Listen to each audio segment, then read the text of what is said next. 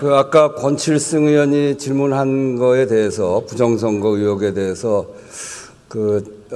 중앙선거관리위원회의 전산 해킹은 불가능하다. 그리고 우리 국가가 갖고 있는 선거 시스템의 부정선거라고 하는 건 있을 수가 없다. 그렇게 답변을 하시던데 그런 것이죠?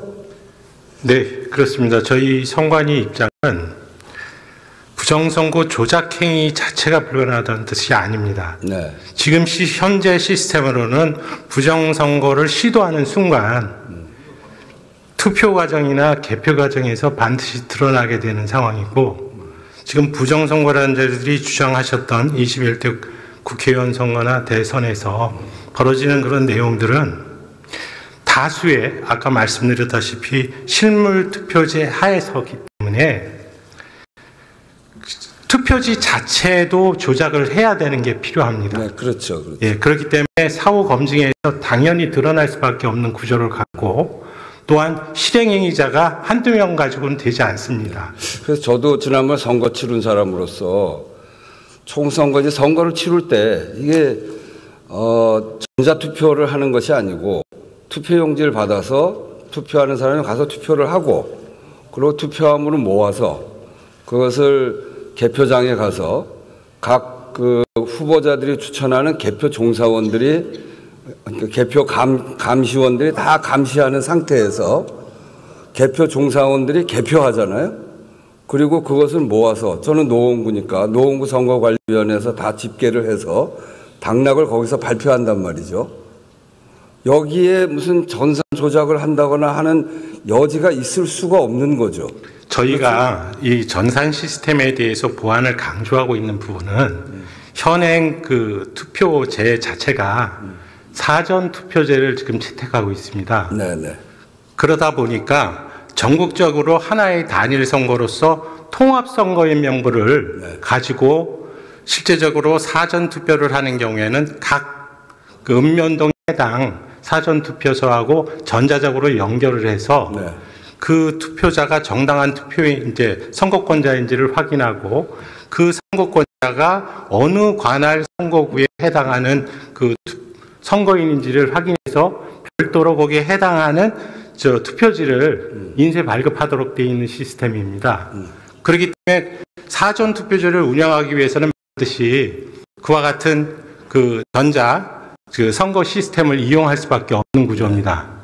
그렇지만 그것은 사전 투표제를 실행하기 위해서 반드시 필요한 것일 뿐이고, 그로 인해서 사전 투표지가 발급되는 순간 그것은 본 투표에서 행해지는 투표지와 동일하게 똑같죠. 투표함에 넣고, 네, 그렇죠. 다만 이제 관외, 관내가 분리가 되어 있으니까 그 관할 선거구위원회에 그 실물 그 투표지가 우편 투표 방식으로 이송되는 과정이 이제 들어가게 됩니다. 이제 그런 과정에서 여러 가지로 절차가 좀 복잡하기 때문에 제 오해의 소지가 있을 수가 있어서 국민 여러분들께서 이 우리의 선거 제도의 그 절차를 제대로 이해하지 못하시는 경우에 오해의 소지가 있을 수 있고, 다만 저희가 지금 부정선거 이 론자들의 주장에 의하면 몇 가지 선거 절차에서 저희들이 잘못한 부분은 분명히 있습니다.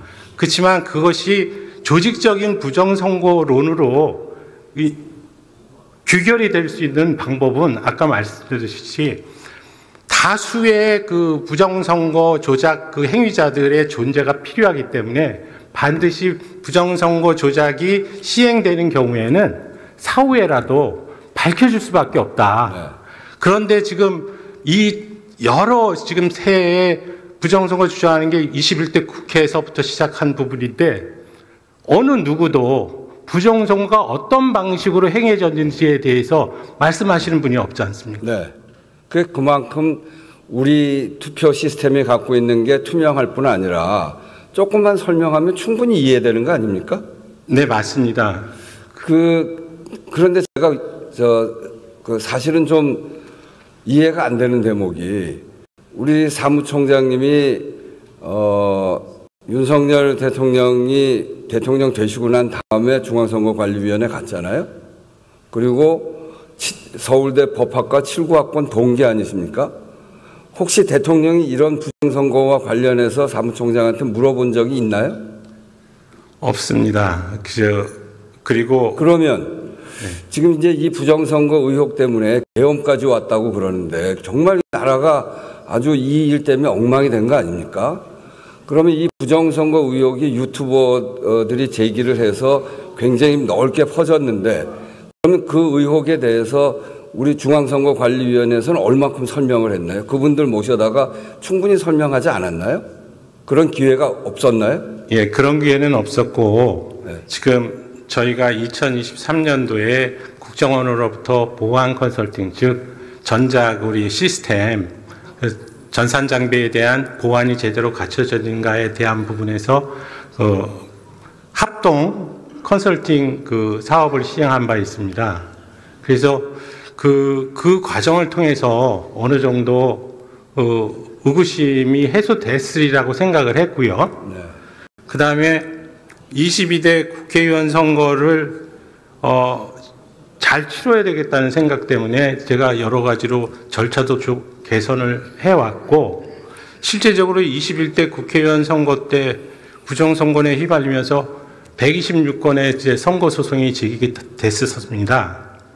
물론 한 건도 지금 인용된 바는 없고, 하지만 22대 국회의원 선거 때 CCTV 보관 정서를 24시간 그 외부에 공개함으로써 실질적으로 모든 국민께서 관심 있으신 국민께서 볼 수 있도록 투표함을 직접적으로 지켜볼 수 있도록 조치를 했고, 개표 과정에서도 그 수검표 과정을 도입해서 그러니까 이제 제 얘기는 그거 그렇게 투명하게 했는데 네. 결국은 부정선거 의혹이 사회적으로 굉장히 팽배하게 퍼져 있고, 그러니까 그렇게 믿는 사람들이 많고 또 그런 의혹 때문에 대통령은 계엄까지 했다고 하고, 그런 점에서 보면 중앙선거관리위원회 특히 대통령 임기 후에 사무총장으로 임명됐고 중앙선거관리위원회 가장 핵심적인 대통령의 친구라고 하는 분이 가서 좀 설명이라도 좀 하고 그런 오해를 불식시키고, 그리고 그렇게 의혹을 갖고 있는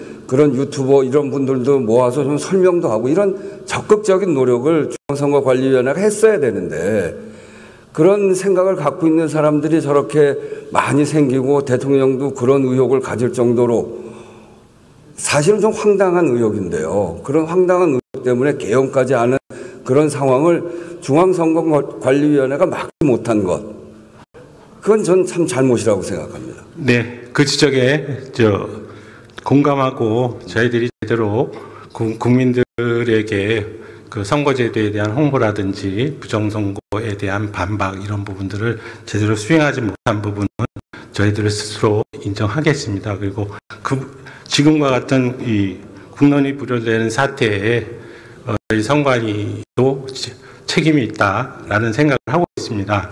다만 선거관리위원회의 기본적인 목표는 지금 공정선거관리에 있고, 그 공정선거관리를 하기 위한 전제 조건이 엄정 중립입니다.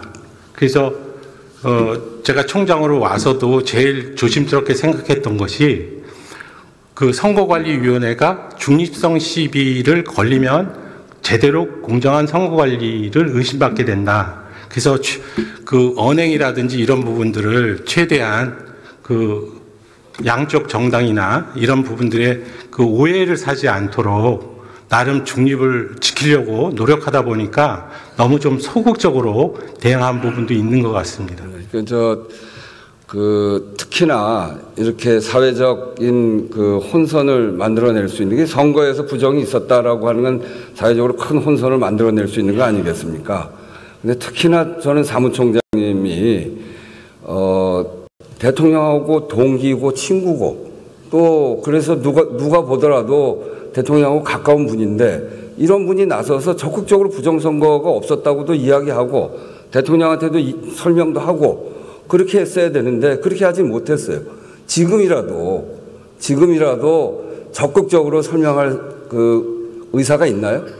네, 지금 그 상임위에서도 말씀을 드렸다시피 그 부정선거론자들이 뭐 토론회를 개최하고 뭐 이런 부분이 있었고, 그 전에도 그런 토론회 때 선관위가 참가해달라는 얘기가 있었습니다. 근데 그와 같은 어떤 일방적인 토론회에서는 저희 선거관리위원회의 주장이 제대로 맥히지가 않습니다.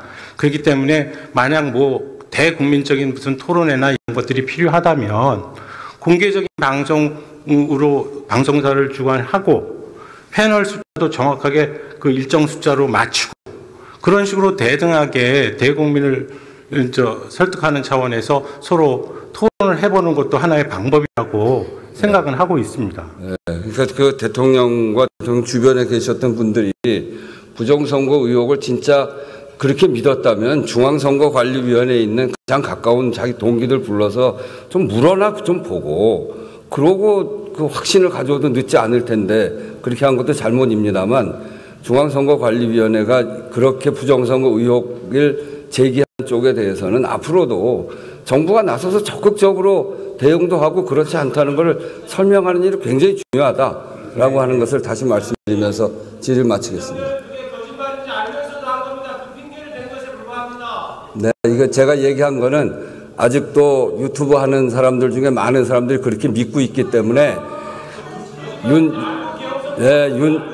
윤석열 대통령의 그 임기 중에 사무총장으로 가신 대학 동기께서 이렇게 말씀하시는 게 필요하다고 생각해서 질의를 했습니다. 네, 잘 이해했습니다.